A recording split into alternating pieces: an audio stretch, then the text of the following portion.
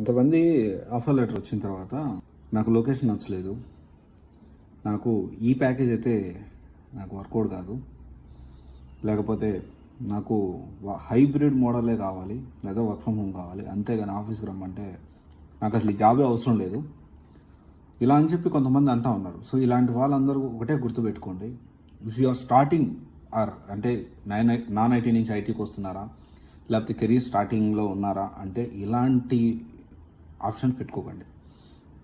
Job వస్తే offer letter release అయితే join అయిపోండి. రేపు జాయిన్ అవ్వమన్నారా జాయిన్ అయిపోండి, ఎల్లుండి జాయిన్ అవ్వమన్నారా జాయిన్ అయిపోండి.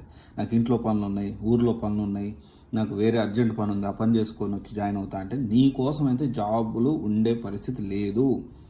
వన్స్ స్కిల్డ్ వచ్చి జెన్యున్ ఎక్స్పీరియన్స్ వచ్చి మీకు మంచిగా కెరీర్ మూవ్ అవుతూ ఉంటే అప్పుడు మీరు డెఫినెట్లీ మీ ఆటలు ఇలాంటి ఆటలు సాగుతాయి. కానీ కెరీర్ స్టార్టింగ్లో ఇలాంటి తప్పులు చేయొద్దు. ఆఫర్ లెటర్ వస్తే జాయిన్ అవ్వండి.